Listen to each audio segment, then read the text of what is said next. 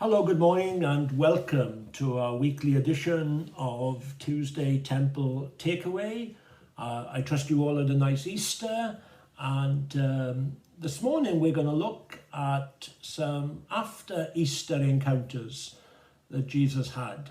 And if you've been following the series before Easter, you'll realize that we looked at some characters, some individuals who were involved in the run-up to Easter, the great narrative and individuals who played a part.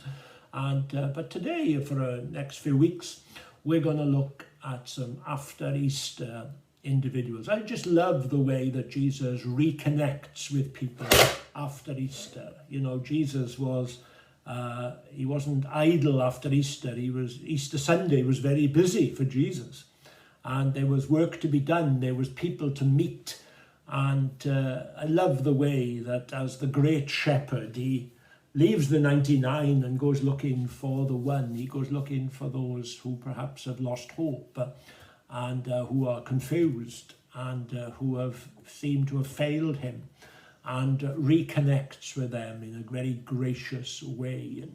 And the first individual we are going to look at in this series is Mary Magdalene.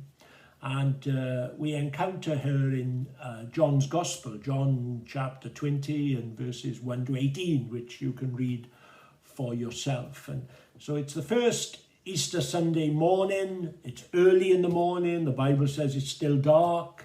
A group of women make their way to the garden, to the tomb, with no expectations other than to find the dead body of Jesus and to embalm him.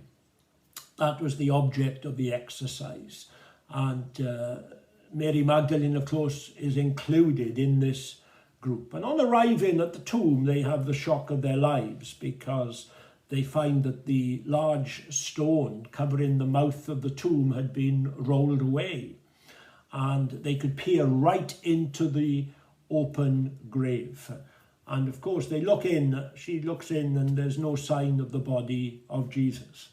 And she was very distraught, because this was the final insult for her.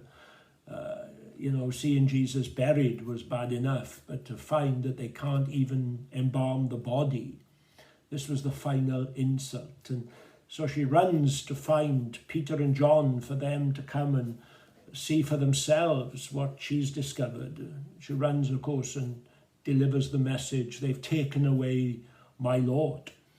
And they too run back and see for themselves, and they verify that her story is accurate. But they don't hang around. They then return home.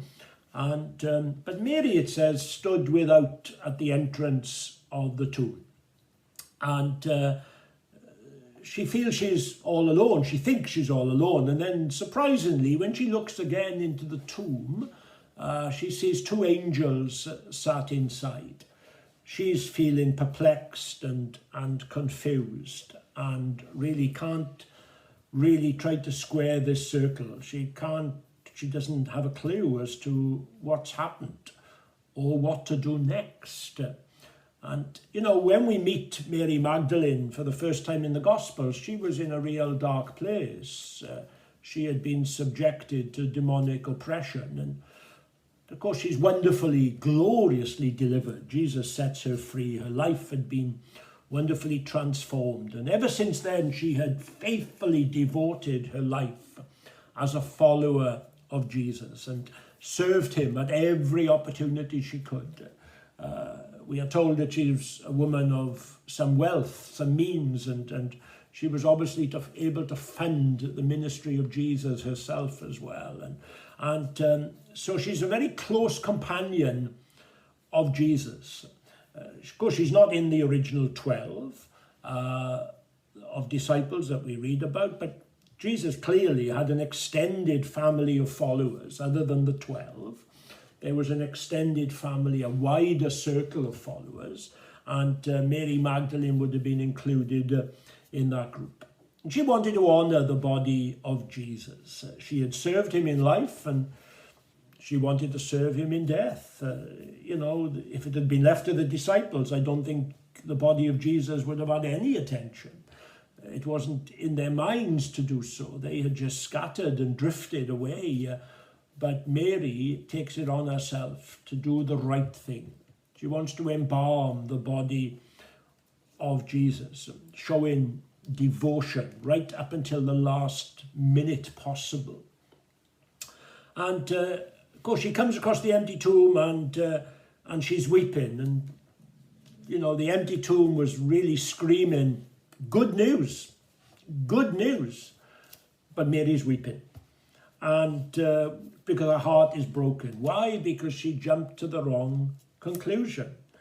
And while she's weeping outside this open grave, one of the angels asks Mary a question. Woman, why are you weeping? And it might seem an odd question to ask, perhaps, since Mary is standing in front of an open grave. It's a place where people would normally weep and grieve and lament. And but of course they knew why she was weeping. She was weeping because she thought the body of Jesus had been stolen away. And of course they knew that Jesus had risen from the dead. So Mary is weeping with sorrow because the tomb is empty, whereas that should have been the very reason for her to rejoice and caused her to weep for joy. And because she's confused and upset and grieving, Mary doesn't really see she's standing right in front of something that is supernatural. She's witnessing a supernatural event right before her eyes. But she's so confused with the pain and the confusion that she doesn't see it for what it is. You see, Mary is seeking a dead body. She went to the grave that morning just looking for the dead body of Jesus, it was now the third day, and she was ready to embalm the body, and her love is commendable, her love is sincere, and as I said, the loss of the body would have been the final insult for her. And as she's weeping, and as she just can't bring herself to know what to do next, then another person arrives on the scene, and Mary mistakenly presumes that he's the gardener. And she gives him her version of events, and the caretaker of the garden, so if anyone would know anything, then he would. And she's overwhelmed with grief and despair. And then this stranger, this caretaker, asks her the very same question that the angel asked her. Woman, why are you weeping? Remember, when Mary went to the tomb, she had no expectations of meeting Jesus, of having a dialogue with Jesus. She just expected to find a dead body. The Bible says it's still dark. She doesn't recognize Jesus. And suddenly one word from Jesus changes everything. And the emotional impact of this moment is impossible to define or impossible to exaggerate. Jesus was alive, and the first person to see him after the resurrection is Mary. You know, Jesus could have paraded around the streets saying, I'm the comeback kid. I told you it would happen. I'm alive. You know, I think I would have been tempted to knock on Pilate's door and show myself to be alive to him, or visited the high priest and just stand there and see his reaction. But Jesus doesn't do any of that. And the first person that Jesus meets, the risen Jesus meets, is this woman, a close companion of his, who had lost hope. And he simply says, Mary. She knew his voice and he knew her name.